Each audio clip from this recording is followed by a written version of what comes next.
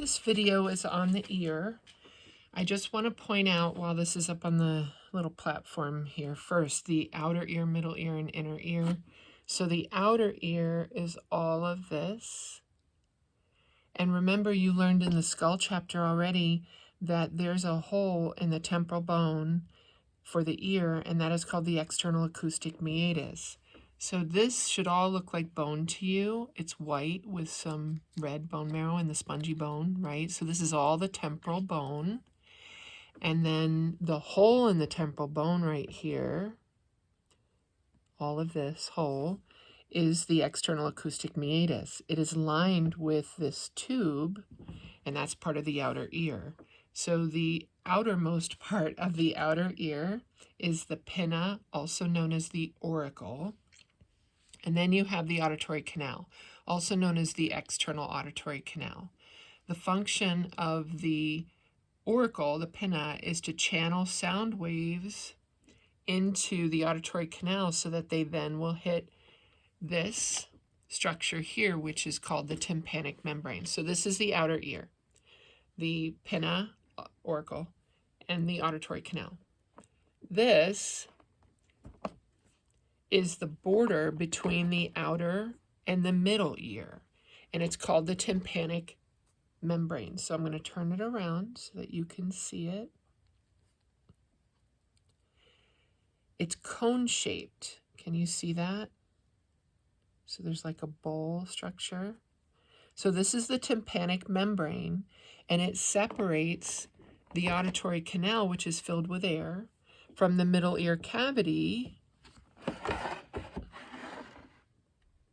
which is also filled with air. Remember, I said that cavities inside the body are never filled with air unless they're open to the environment, like our oral cavity, right? And this ear cavity is clearly open to the environment. So is the middle ear cavity. It's open to the environment through the auditory tube. This is the auditory tube, and it leads to the throat, which is also known as the pharynx. The auditory tube functions to equalize air pressure on both sides of the tympanic membrane. So atmospheric pressure is the pressure that surrounds our body, that pushes on our body in all directions, everywhere. So that means you have atmospheric pressure here, and it's pushing on the tympanic membrane. Because this is attached to our throat and we have air in our throat, we also have the same atmospheric pressure coming up the auditory tube and filling the middle ear cavity. That way, on both sides of the tympanic membrane, you have an equal pressure. And the tympanic membrane is very thin and fragile. It seals off the two cavities so that if you have water or anything in the external auditory canal, it cannot pass through the tympanic membrane into the middle ear cavity. There's a seal here, normally.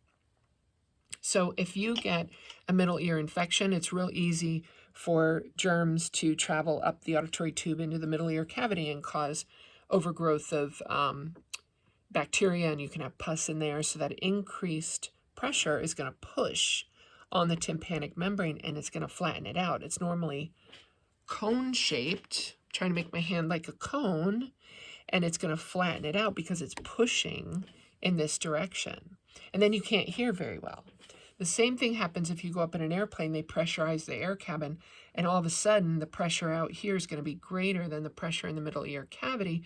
It's going to push on the tympanic membrane and make it even more cone-shaped, push it inward.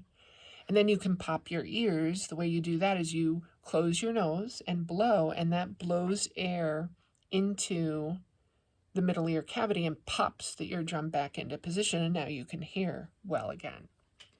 Okay, so attached to the tympanic membrane, whoops.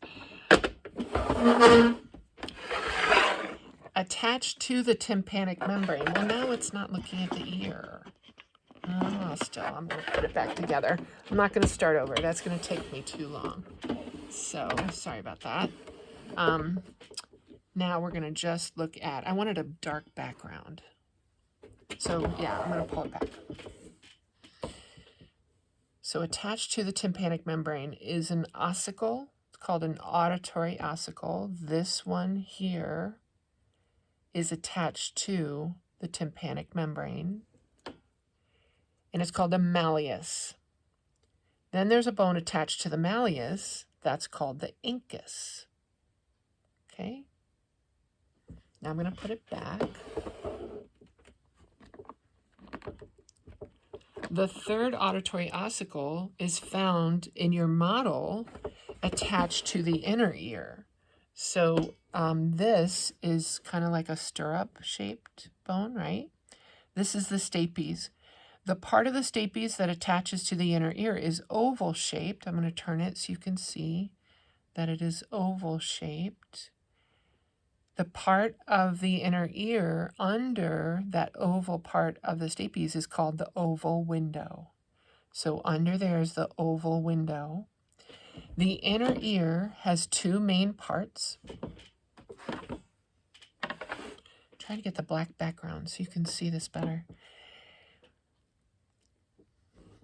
This part is shaped sort of like a snail, right? It's called the cochlea. That is where the hearing receptors are housed in the spiral organ inside the cochlea. And the hearing cells, remember, are called hair cells. The rest of this inner ear, not including the stapes. The stapes is a part of the middle ear. It's an ossicle in the middle ear. But the rest of this inner ear is called the vestibular apparatus, which is divided into two parts. The vestibule is where the oval window is. It's this enlarged area.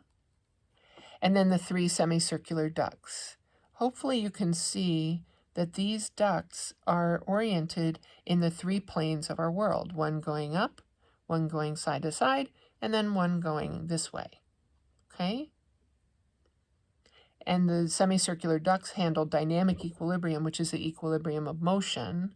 And that is for all the three different ways we can move in our world. Straight ahead, like in a car, straight up and down, like in an elevator, and then side to side. The vestibule handles static equilibrium over here. And that means equilibrium of you sitting still, not moving. So you can sit in a chair or stand without falling over because of the vestibule. And inside are two parts, but I told you they're not in your lab manual. You should know that for the lecture part of the exam, not for the lab part of the exam. There is a nerve coming out of the vestibule that has been cut. So this yellow nerve here should be attached to the vestibule. It's called the vestibular nerve. And then this yellow nerve is attached to the cochlea, so it's called the cochlear nerve. The two of them merge to form cranial nerve 8, which is the vestibulocochlear nerve.